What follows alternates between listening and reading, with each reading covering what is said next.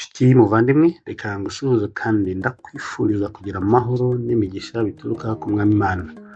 Muri uyu mwanya nyemerera tuganire ku magambo aturuka mu byanditswe byera, kuri iyi nsanganyamatsiko igira iti ntimukiganyire. Bibiliya igaragaza ko hari aho Yesu yabigize itegeko avuga ati ntimukiganyire. Nyamara muri ubu buzima, kubabara, kwiheba, guhangayika ndetse umuntu akiganyira ni ibintu biriho ndetse cyane muri iyi minsi. Uzumva abantu biyahura cyane kandi rimwe na rimwe abantu ntibamenye n'impamvu zabyo. Muri Bibiliya hari inama Yesu yatanze ku bafite umutima ubabaye, umutima wihebye kandi umutima wuzuye amaganya. Akenshi ibibazo by'ubu buzima biri mu bituma abantu bagira kwiganyira muri bo. Ariko igitangaje, Yesu atabanje gusobanura byinshi byatera abamwizera kubabara no kwiganyira, yabategetse kutiganyira. Hari impamvu Bibiliya yatanze. Reka dusome ibyanditswe byera. Iyo dusomye mu butumwa bwiza uko bwanditswe na Matayo igice cya 6 uhereye ku murongo 25 kugera ku murongo 33, hari aya magambo agira ati: nicyo gituma mbabwira nti ntimukiganyire ngo mutekereze ubugingo muti tuzarya iki cyangwa muti tuzanywa iki. Ntimwiganyire ngo mutekereze iby'umubiri wanyu ngo tuzambara iki. Mbese ubugingo ntiburuta ibyo kurya, umubiri nturuta imyambaro? Nimurebe ibiguruka mu kirere, ntibibiba, ntibisarura, ntibihunika mu bigega, kandi so mu ijuru arabigaburira nabyo. Mwebwe se ntimubiruta cyane? Tukiri aha, ku murongo 26 hari ingingo ikomeye Yesu yibukije abigishwa be. Ubundi hari ibintu bitatu bikomeye biri muri iri somo dukwiye kuzirikana. Icya mbere, kuba turiho ubwabyo birahenze cyane. Muri make, ubuzima ni igishoro cya mbere. Akenshi kwiganyira gushingira ku bihe umuntu arimo ariko atekereza iby'ahazaza. Nimugenzura neza, muzasanga akenshi umuntu wihebye uba wibaza ku by'ejo ashingiye ku bijya none. Noneho umuntu akabona ejo hatazaba heza ku mpamvu runaka abona z'ibyo adafite cyangwa se atazaba afite cyangwa wenda atazageraho, n'ibindi abona ko bizatuma umutima we urushaho kubabara. Aha rero Yesu yagaragaje ko ibyo bidutera kubabara no kwiheba, tukaba twakwiganyira by'ahazaza bifite agaciro gake ugereranyije n'ubugingo bwacu ubwacu. Mu yandi magambo, uba uriho ibyo bifite agaciro gahambaye. Kiba gisigaye ni ukumenya umugambi Imana igufite kuba ukiri muzima, Imana igufiteho. Ingingo ya kabiri, Imana yaturemye niyo inatubeshejeho. Ntabwo turiho kuko hari icyo twakoze cyangwa dukomeye kuruta ababayeho, ahubwo ni kubw'uburinzi bw'iyaturemye, kandi ubwo haba hari n'umugambi mwiza dufiteho. Hariho abantu batekereza ko bariho kubw'imbaraga z'uburinzi bafite, ku butunzi bwabo se n'ibindi. Ariko nimwitegereza murasanga hari abari batunze ibirenze batakiriho, kandi baragerageje byose kugira ngo babeho. Ubwo rero Uwiteka niwe utubeshejeho, kandi uko atubeshejeho ni nako abeshaho n'ibindi biremwa byose. Kandi twe abantu tubesha agaciro ibindi biremwa, kuko twaremwe bitandukanye nk'uko ibindi biremwa byaremwe, kandi twaremwe mu buryo butangaje. Ingingo ya gatatu y'ingenzi ni uko Imana ni nayo itubeshaho. Imana rero itubeshaho ibasha no kutwitaho burya. Mu gihe rero turiho, mu gihe tugihumeka, Imana ifite ubushobozi bwo kudutunga no kutwitaho, kuko nk'uko ibikorera ibindi biremwa, nk'uko yita no ku nyoni zo mu kirere zikabona ibizitunga, uko niko rwose itananirwa kwita ku bibazo byacu uko byaba bimeze kose. Ntabwo Imana yananirwa gusubiza ibyifuzo byacu byiza. Umutima rero wihebye ubanza kubura muri wo izi ngingo uko ari 3. Ntubona ko ari iby'agaciro mu maso y'Imana kuba umuntu ariho? Ntubona ko ari Imana itubeshejeho kubw'umugambi mwiza wayo kuri twe? Kandi ntunizera ko Imana ibasha kutwitaho rwose? Ibi byose bituma umuntu abaho afite kwiganyira muri we. Iyo kwiganyira bikomeje ntihabeho guhumurizwa, umuntu rwose ashobora no kwiyambura ubuzima, icyo twita kwiyahura. nyamara hariho Imana itwitaho, itubeshejeho kandi yitaye cyane ku bugingo bwacu. Ibi byose Imana ibikora kuko ikunda cyane abo yaremye. Umuntu wese Imana imukunda nk'aho ari we wenyine utuye kuri iyi si. Ntukigereranye n'abandi. Imana iragukunda cyane rwose. Dukomeje gusoma rya somo muri Bibiliya, hari ibindi bikomeye mu nama Yesu yatanze. Dukomeje ku murongo wa 27 aravuga ngo, ninde muri mwe wiganyira wabasha kwiyunguraho umukono umwe? None se ikibaganyisha imyambaro ni iki? Mutekereze uburabyo bwo mu gasozi uko bumera. Ntibugira umurimo, ntibuboha imyenda. Kandi ndababwira yuko Salomo mu bwiza bwe bwose atarimbaga nk'akarabyo kamwe ko muri ubu. Ariko Imana ubwo yambika ubwatsi bwo mu gasozi cyo buriho none ejo bakabujugunya mu muriro, ntizarushaho kubambika mwa bafite kwizera guke mwe?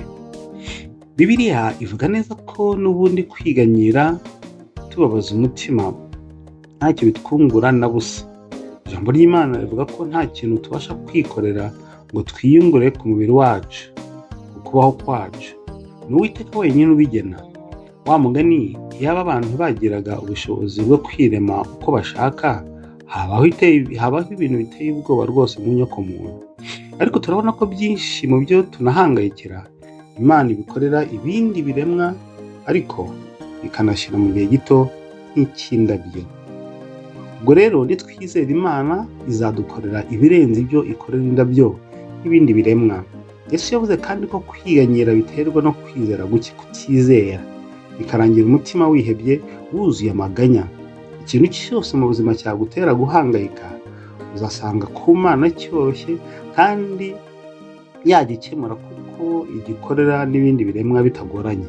Ikibazo ni uko iyo nta kwizera guhari, bikumira imigisha myinshi Imana yajyaga kuduha ndetse no kwihangana kukabura rwose. Maze Yesu amaze gusobanurira ibyo byose, ategeka itegeko rikomeye aha, ariko atanga n'inama ikomeye dukwiye kwitaho. Reka dukomeze tubisomeye muri Bibiliya. Dukomeje ku mirongo 31 haravuga ngo, nuko ntimukiganyire mugira ngo tuzarya iki, cyangwa ngo tuzanywa iki, cyangwa ngo tuzambara iki, kuko ibyo byose abapagani babishaka, kandi so mu ijuru azi ko mubikwiye byose. Ahubwo mubanze mushake ubwami bw'Imana no gukiranuka kwayo, nibwo ibyo byose muzabyongererwa. Niba Imana ibasha kwita ku byo dukeneye kandi ibasha no kubikemura, niba Imana itwitaho kurenza uko tubitekereza kandi ari ifite ubuzima bwacu mu biganza byayo, Yesu yatubujije guhangayika rwose. Nuko umwana yiringira cyane ibisubizo ku mubyeyi we, twe dukwiye kwizera Imana biruseho. Ntabwo umwana muto ashobora kwiganyira, kuko aba yumva ibisubizo byose yifuza ababyeyi be babishoboye. Ikindi gikomeye, Yesu yavuze ko dukwiye gushaka ubwami bw'Imana no gukiranuka kwayo, ibindi byose tuzabyongererwa. Ni byose mu maso y'Imana. Imana tubashishe rero no gusobanukirwa ibyo byose bivuga mu mboni zayo, kugira ngo tutarwana no kwiruka ku byo Imana itatugeneye muri byose yavugaga. Gusa ibibazo mu isi ntibizabura kubaho. Muri ubu buzima bw'icyaha twavukiyemo, Bibiliya ivuga ko ibigeragezo bitazabura kubaho. Ariko nubwo byabaho, bigaragara ko Imana ifite uburyo ibigenzura nabyo. Kuko iyo dusomye mu rwanda rw'Abakorinto igice cya 10:13, Pawulo yahanditse amagambo akomeye cyane ati, nta kigeragezo kibasha kubageraho kitari rusange mu bantu, kandi Imana niyo kwizerwa kuko itazabakundira kugeragezwa ibiruta ibyo mushobora, ahubwo hamwe n'ikibagerageza izabacira akanzu, kugira ngo mubone uko mubasha kucyihanganira. Turashima Imana ko ibasha gukumira ibyo ibona ko tutakwihanganira, ndetse no kwihangana gushoboka kose ni Imana burya igutanga, igatera abantu mu mitima yabo kubasha kwihangana. Gusa kuko ibi byose ari umurimo ukorerwa mu ntekerezo, bisaba ko tugira kwizera Imana muri twebwe, kuko kwizera niko kuzayobora intekerezo. Uko kwizera kubura bigatera abantu kubaho biganyira, ubundi bivuze iki? Bibiliya hari ubusobanuro yatanze. Abaheburayo igice cya 11 haravuga ngo, kwizera ni ukumenya rwose ibyiringirwa udashidikanya ko bitazaba, kandi niko kuduhamiriza ibyo tutareba ko ari iby'ukuri. Biragaragara ko kwizera kudashingiye ku byo tubonesha amaso. Ntibisaba ko tuba dufite ibihamya by'ibisubizo twifuza ngo tubone kubyizera. Ahubwo bisaba gusa kwizera Imana, noneho tukiringira ko ibasha gukora mu buryo bwayo, ikatubera igisubizo mu ngorane tunyuramo. Mwibuke intwari za kera mu kwizera nka Dawidi. Dawidi yahamije ko ateye Goliyati mu izina ry'Uwiteka, bituma ibuye rimwe mu mabuye 5 yari yitwaje rikora akazi kari kananiwe n'ingabo zose za Sawuli, kuri ingabo z'Uwiteka. Ubwo rero nta mpamvu yo guheranwa n'agahinda, nta mpamvu yo guheranwa no kwiheba cyangwa kwiyanga, nta mpamvu yo guheranwa no kwiganyira, kandi tubizi ko Imana yitaye ku byacu ndetse cyane. Ibi byose twavuze murabona ko bibasha kugera ku bizera Imana, bibasha kugera ku bigishwa ba Yesu, kandi atari uko ari amakosa cyangwa ibibazo bibaturutseho. Bishobora no kutugeraho rwose nubwo twaba dusenga. Abantu bashobora gusenga basaba Imana bakabona ntibasubizwa rwose, ariko burya ntibivuze ko Imana iba yabatereranye n'isaha y'igisubizo cy'Imana iba itaragera. Icyakora hari nubwo umuntu ashobora gusenga ntasubizwe,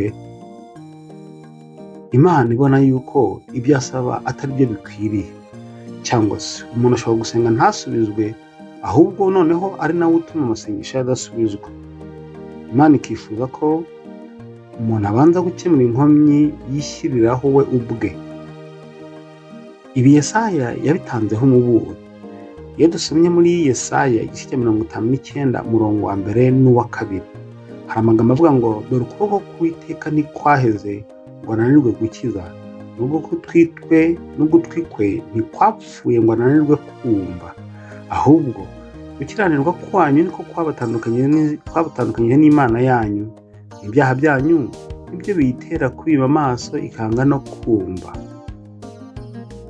Bivuze ngo uramutse uzi ibibi urimo, uramutse uzi ibibi ukora bitazwi n'undi muntu uwo ari we wese, ariko Imana ikabihishurira umutima wawe, ni byiza kubanza kwihana, aturira imbere y'Imana, wihane kandi ugambirire kutazongera.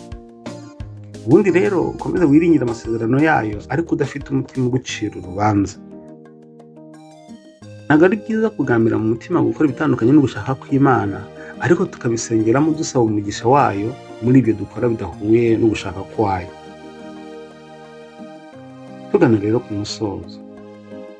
Nyemera nkubwire ko Imana ifite ubushobozi bwo guhindura ibyawe byose.